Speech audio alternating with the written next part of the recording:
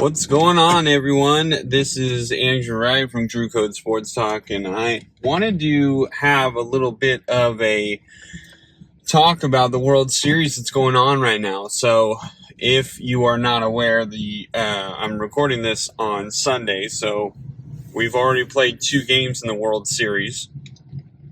The Dodgers and the Yankees, and Dodgers are up 2-0. Now, that was big. Now, it was at home, so you kind of expect that the Dodgers are going to win those games. You know, maybe Yankees steal one, but they're not going to lose. The Dodgers are not going to lose both. I mean, the home field advantage that the Dodgers have, as much as it kills me to say, it is significant.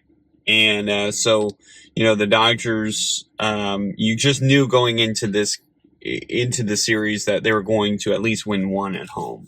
And it just so happened that they ended up winning both. But something that I'm noticing that I've been watching so far in the series is the bullpen first compared to both teams. Well, the Yankees are down pat.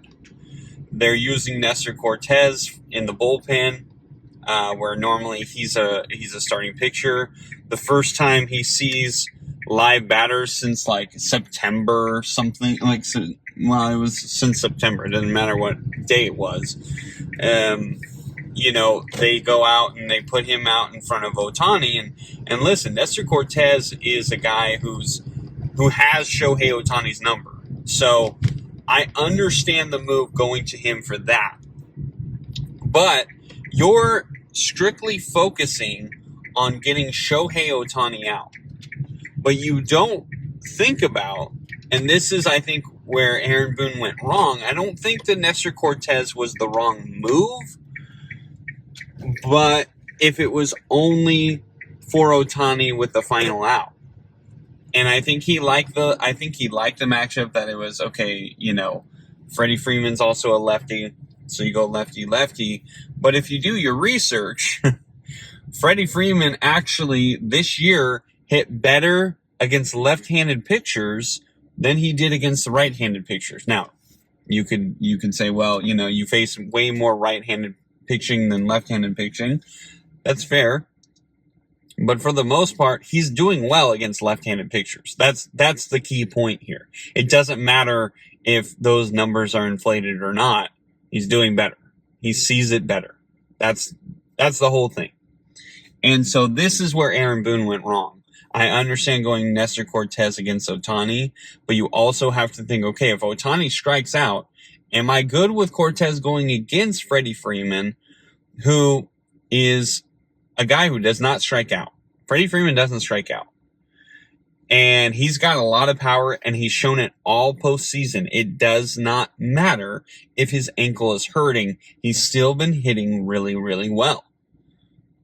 And I think that's what was forgotten, to be perfectly honest. And so we talk about it, and Freeman hits a grand slam. Game over. That's game 1 for the Dodgers. So, hiccup there. All right. Game 2 comes out, and the Dodgers just start raking. I mean, just absolutely start raking. Who hit a home run? Edman, Freeman again. Teoscar Hernandez hit a home run. I mean, it was just the Dodgers showing off what they can do. And they did it extremely, extremely well. So a few things that I did want to hit on, though, as well. As much as I don't like the Dodgers right now are the better team in the series. You look at the lineup through and through with the LA Dodgers, that lineup is tough. It doesn't matter who you're facing. You can face Chris Taylor. He's still dangerous. You can face, Kike Hernandez. For some reason, in the postseason, Kike shows up and is a phenomenal baseball player and it's got a ton of power. You You got Shohei Ohtani, you got Mookie Betts, you got Freddie Freeman, you have Will Smith, you have Teoscar Hernandez, you have Max Muncy, you have, like I said, Kike, you have Tommy Edman. This is a dangerous lineup. It's 1 through 9 hitters you have to be careful of. Plain and simple. Whereas the Yankees, they're very top heavy. You have Aaron Judge. You have Giancarlo Stanton. Yes, I'm putting Giancarlo Stanton in there because he rakes in the postseason. You have, Jazz Chisholm. You have an Anthony Rizzo who is not who he once was, but he is an effective hitter nonetheless. But then once you go from those guys and you have a huge, huge drop off. So, when you talk about the Yankees and their big, top heavy lineup, but then it drops off, you have Anthony Volpe, who the Yankees are just praying for another Derek Jeter, but it's not happening. I mean, Anthony Volpe, he's a nice player. He's not great. Gleyber Torres, he's good. I like Gleyber Torres. I wouldn't mind the Giants signing Gleyber Torres, but these guys aren't these out of the world players. Anthony Volpe is probably a better defender than anything else. He kind of reminds me of a right-handed Brandon Crawford, even though I would say probably Crawford's still better defensively. But that's who the Yankees are dealing with. And then you talk about their catchers. I mean, you have Jose Trevino, who's mainly going to go out there for bats. He's not really going to be out there for catching. And Wells is probably their better hitter, but he's okay. He's a little bit better defensively. So, there's just a lot that the Yankees have to kind of go through to get to the top of the lineup again. And they're still dangerous, don't get me wrong, but there's a lot to desire about this Yankees team, whereas the Dodgers, unfortunately, you see the Dodgers have 1 through 9 just absolutely filthy guys. And even guys coming off their bench, you still have to worry about, So this Dodgers team is extremely talented, and the Yankees, listen, they're going into New York. And I told this to Cody, and I do believe this. Game 3, the Yankees are going to win. Flat out, they're going to win it. Because the momentum has shifted. The way the game ended last night, with the Dodgers, bases were loaded, 2 outs, and you had Trevino come up for the Yankees. And first pitch was thrown, and he gets a fly ball. Now, it was out, of course. But the way the momentum had shifted and the way that the momentum was going, if you have 2 more innings, the Yankees win that game. Plain and simple. They win that game. Because that momentum from when Shohei Ohtani tries to steal second and it looked like his shoulder came out of its socket, the soul of the Dodgers was sucked out after that. The stadium was quiet.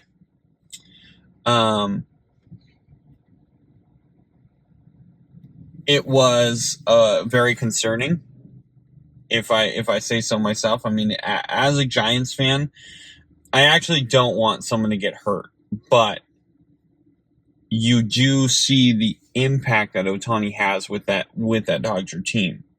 I'm not saying Ohtani's even hitting that well in the World Series. He actually hasn't been. He's just such a threat that when he comes up to the plate, you always have to be worried about him. But now, with him probably not going to be in the lineup for Game 3, I mean, maybe he will. I don't know what the plan is. I mean, maybe they're going to risk him still swinging. I don't think the swing motion necessarily could bring out your shoulder out of its socket, but That one I don't know. I really couldn't tell you. But nonetheless, the soul of the Dodgers were sucked out once that happened. And with that happening, the Yankees gained momentum and they started hitting well. And we can also argue it's because Yamamoto was taken out. Okay, that's fine. But that's part of the momentum that the Yankees started grabbing was we're going to start winning this game. We're going to start scoring some runs, and they ended up doing that. The broadcast, I mean, we could call it broadcaster's curse, but the broadcast was talking about how the Yankees were held to one hit, and this could be the first World Series that the Yankees had one hit or fewer. Like, the worst game they ever had in a World Series was 2 hits. So, that in itself was like a thing. And then all of a sudden the Yankees started just gaining that momentum and started gaining it. And finally, bases loaded, 2 outs, tying runners on second. I mean, a base hit scores that run. Or at least the guy is going to send them. You would hope it would bring in that runner, but a base hit more than likely brings in that run. Because if I'm a coach, I'm not hesitating to send them. It's a big game. And, who's coming up next was, I believe at that time, it might have been Gleaver, so maybe they wouldn't send him. But nonetheless, you're really thinking, hey, I'm going to send this guy, depending on how hard this ball is hit and where it's hit and all that. So, but man, that momentum shifted from the Dodgers, even though they're 2-0 and they're leading the World Series. That momentum has shifted to the Yankees. And the other part of the momentum that's shifting to the Yankees is we have 3 games, not just 2. We have 3 games in New York. All very winnable games for New York. Now, the Dodgers have every chance of stealing 1 game in New York. And I think they can. And they will, even without Ohtani. But strictly talking about Game 3, I think the Yankees are going to win. Nope. I honestly would bet a lot of money on it because with the way the game ended, what happened with Ohtani, and everything going into New York, the New York Yankee fans are so excited, just like the Dodger fans were. So that is going to shift over to New York, and I just think there's going to be a lot going for New York in that game. So, but very concerning nonetheless for the Dodgers. Ohtani being hurt, that is going to be a very interesting detail. I think that like I said, this team is still very skilled. If I'm the Dodgers, I'm not too worried, but the presence of Ohtani and like coming up to the at bat, that's kind of what you want. And with Ohtani not being there, you kind of lose that intensity in that part of the lineup. So we'll see what happens. So what's going to happen now with the Dodgers? Well, I would half expect that Max Muncy, he's a really good third baseman, but I actually wouldn't be the least bit surprised if the Dodgers put him as the DH. I don't think they're going to put him, plug and place where Ohtani was hitting. I think Mookie is going to move up to hitting 1. I think you'll see Freddie Freeman hitting 2, which I think is the right move, in my opinion. I think Freddie Freeman, the way he puts the barrel on the ball, it's hard to keep him, where he's at, because he's going to have an opportunity to, Mookie is a guy who gets on base really well, and then you have Freeman, who's a guy who can drive him in right away. And if you want a quick little run here and there, that's how you start it, Mookie and Freddie. So what I expect is those two are going to be 1, 2, and then you can do a lot of things. Maybe move Will Smith to the number 3 spot, or Teoscar. I think personally, I would leave Teoscar at the 4 spot. I would personally put Will Smith at the 3 spot, and then I would put Muncy at the 5 spot. And the reason being is I would have Muncy move up in the lineup because right now he's hitting 7th. The reason I would have him move up because now all he has to do is focus on hitting, and I think in this scenario he's the DH in my scenario. So he's only thinking about how am I going to hit off this pitcher? What do I want to look for? Blah, blah, blah. And I think when he does that, he is a much better hitter than when he's just, in the lineup how he has been. So I think he's going to be a lot better in this game. I think you're going to see a lot better ABs from Max Muncy. But I do think the Yankees will win Game 3, as I've said. But one other thing I did want to talk about, and to me it's very concerning, is the whole Aaron Judge thing. Aaron Judge is all in his head. And it's like, and I don't think it helps that the broadcasters are talking about, oh, you see how he opens up his hip real quick and how he's already committed to the hit. Well, it's because the broadcasters keep bringing it up that after the game, he's hearing it from his coaches. He's hearing it from the broadcasters and probably hearing it from the fans as well. So now he's all in his head. This is a concern for the New York Yankees because they didn't pay you all this money all these years for you to have a phenomenal offensive year, and then coming into the postseason, you're hitting under the Mendoza line. Not good at all. And if I am the Yankees, I'm very, very concerned about what the future is going to hold with Aaron Judge, because you can't have a guy, specifically in baseball, who's one of the best hitters in baseball.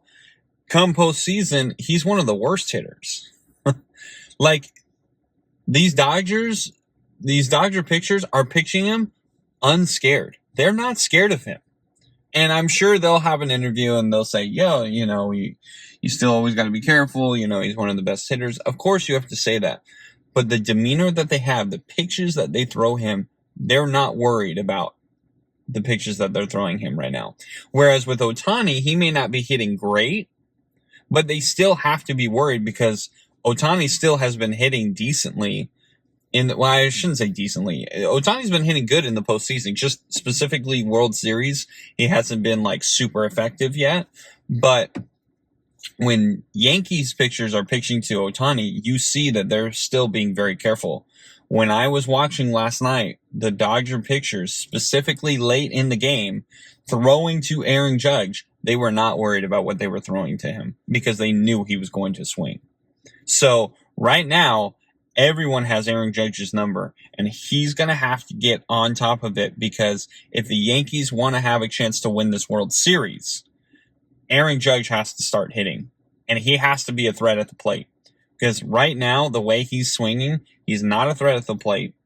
He's not even a threat in the field right now because it just seems like he's just going through the motions, and he's going to have to start hitting. He's going to absolutely have to start hitting. I'm not talking about home runs. He just has to get on base. That's what the Yankees need him to do right now. So, all right, guys. Well, that's it. I just wanted to talk a little bit about the World Series. Thank you so much. And hopefully you guys will listen to a new episode of Stinkers Up and Drew Code Sports Talk.